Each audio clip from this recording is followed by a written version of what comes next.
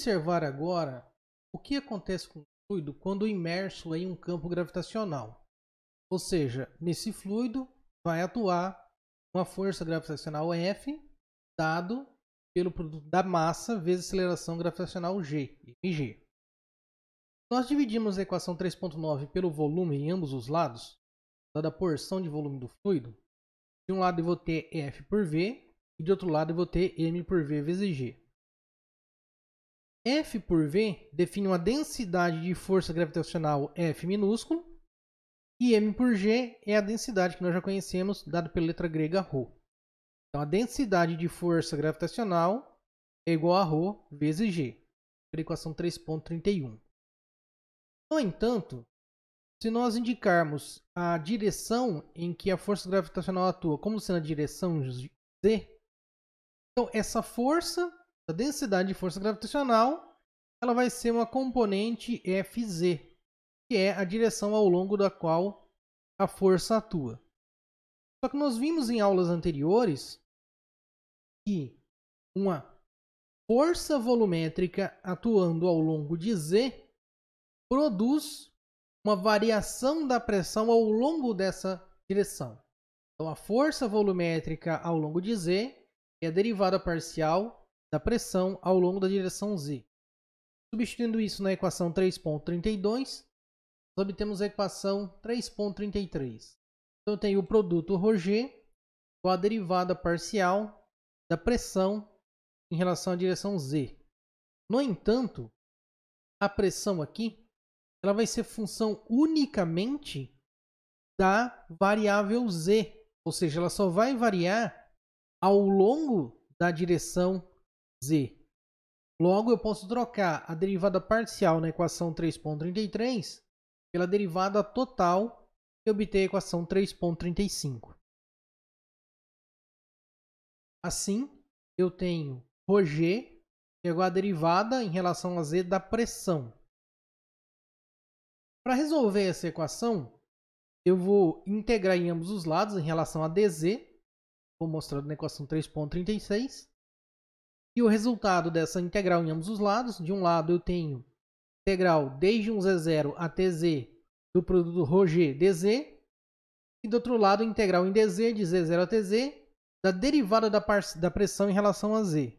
Resolvendo essa integral, nós temos a equação 3.37. Eu tenho a pressão em um ponto Z menos a pressão no ponto Z0 igual ao produto ρg vezes Z menos Z0. Nós definimos H como sendo a diferença entre os pontos Z e Z0 e definimos também P0 como um valor de pressão inicial, o valor da pressão em Z igual a zero. E substituirmos as equações 3.40 e 3.39 na equação 3.37, nós chegamos na equação 3.41. A equação 3.41 diz o seguinte: a pressão em um dado ponto Z é P0 mais ρgh, onde H é Z menos E0. Essa equação é chamada de teorema de Stevin e demonstra para a gente que a pressão ao longo de um fluido depende apenas da pressão inicial P0 e da altura da coluna de líquido sobre o ponto P de Z, sobre aquele ponto Z. Para ficar mais claro, vamos dar uma olhada nessa figura. Aqui nós temos um recipiente que contém um fluido com a densidade ρ. Nós temos dois pontos. O ponto Z1, que está na superfície, e o ponto Z2. Segundo o teorema de Stevens, nós temos que a pressão em Z é P0 mais ρgh. P de Z1 vai ser P0 mais ρgz1. E P, pressão no ponto Z2, vai ser P0 mais ρgz2. A diferença de pressão entre os dois pontos, Z1 e Z2, vai ser dado então por ρg Z2 menos Z1. Aqui nós conseguimos ver então que a diferença de pressão entre dois pontos obviamente depende da densidade, da aceleração gravitacional, mas depende apenas da altura. Ou seja, à medida que você submerge em um fluido, quanto maior a diferença de altura, a coluna de água sobre você, ou de fluido sobre você, maior vai ser a diferença de pressão que você vai estar submetido. Agora, vamos explorar um pouco mais sobre isso e lembrar que a força gravitacional, densidade de força gravitacional, pode ser escrito como menos a derivada de uma energia potencial gravitacional U, do lado dos conhecimentos de física A ou de física 1. Então, ou seja, a força gravitacional, podemos associar essa força gravitacional com a energia potencial gravitacional U, e a relação entre a força e a energia é que a força é igual a menos a derivada de U em relação a Z. Nessa aula nós vimos, nas aulas anteriores, que essa força gravitacional também num fluido produz uma variação da pressão ao longo de Z, dada pela equação 3.43. Bom, se as forças das equações 3.42 são as mesmas, que são a força gravitacional, eu posso igualar essas equações e chego então na equação 3.44. A derivada da pressão em relação a Z é igual a menos a derivada da energia potencial gravitacional em relação a Z. Eu posso reescrever na forma da equação 3.45. E aqui eu tenho que a derivada da soma da pressão mais energia potencial tem que ser zero. Isso vai acontecer quando? Quando que a derivada é zero? Quando o fator que está sendo derivado é constante. Ou seja, a pressão mais a energia potencial gravitacional é constante. O que isso vai dizer para a gente, né? Eu tenho o quê? Eu posso escrever que a pressão é menos a energia potencial gravitacional mais uma constante. A equação 3.47 diz para a gente que superfícies isobáricas sujeitas a um campo gravitacional são superfícies equipotenciais desse campo e vice-versa. Superfícies equipotenciais do campo gravitacional são superfícies isobáricas. Traduzindo, suponha que eu tenho vários pontos, 1, 2, 3 e 4, na mesma superfície, estão sujeitos à mesma força gravitacional. Então, superfícies ou pontos sujeitos à mesma força gravitacional possuem igual valor de pressão. É por isso que nós podemos definir que a pressão a nível do mar é de 1 atmosfera. Isso não importando, desde que você esteja no mesmo nível do mar, desconsiderando outros fatores, temperatura e outros movimento do fluido, considerando o fluido em equilíbrio.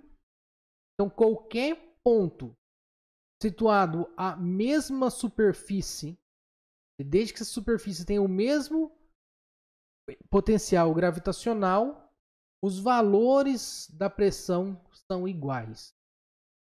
Então, por isso, a gente diz que a pressão a nível do mar é 1 atm para qualquer região que você tiver situado na superfície do mar. E o que mais que a gente pode obter dessa conclusão? A gente pode conseguir um sistema para medir densidade do fluido. Utilizando o princípio que afirma que superfícies equipotenciais gravitacionais são superfícies isobáricas, superfícies com a mesma pressão, nós podemos então desenvolver um densímetro, ou seja, um equipamento que mede a densidade de dois fluidos, as densidades relativas de um em relação ao outro. Então, para isso, a gente usa o densímetro de tubo em U, representado nessa figura, onde nós colocamos dois líquidos immiscíveis, dois líquidos que não se misturam. Por exemplo, pode ser água e um óleo. Então, assumindo que você sabe, por exemplo, a densidade da água, você quer identificar a densidade do óleo em relação à densidade da água. De acordo com a equação de Stevin, ou lei de Stevin, equação 3.41, nós podemos escrever que a pressão no ponto P1 é P0 mais ρ1 vezes G vezes H1, onde ρ1 é a densidade do fluido 1 e H1 é a altura do fluido sobre o ponto P1. Da mesma forma, a pressão no ponto P2 é P0 mais ρ2 vezes G vezes H2, onde ρ2 é a densidade do fluido 2 e H2 é a altura do fluido sobre o ponto P2.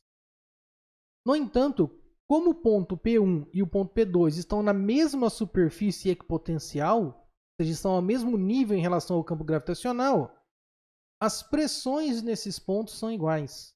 Então a pressão no ponto P1 tem que ser igual à pressão no ponto P2. Substituindo a equação 3.49 e 3.48 na equação 3.50, nós chegamos na equação 3.51 e a partir dessa equação podemos chegar na equação 3.53.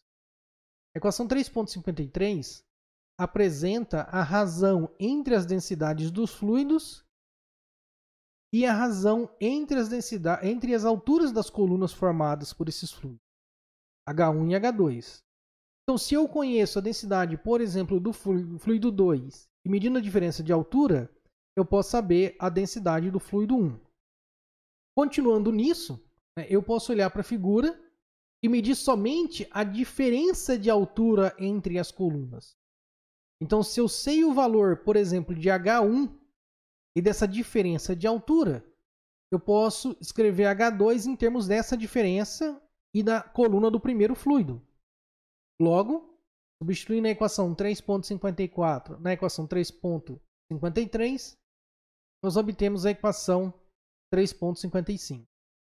Então, nota que se você souber a altura do fluido 1, por exemplo, e a diferença de altura, você pode saber a densidade do fluido 2, ou sabendo qualquer uma das alturas, você consegue saber a densidade de um fluido em relação ao outro. O detalhe aqui é que os fluidos não podem se misturar. Tem que ser diferentes para que você possa estabelecer alturas de colunas diferentes. Na próxima aula, nós vamos ver um dispositivo utilizado para medidas de pressão chamado de manômetro de tubo em U. Até a próxima aula.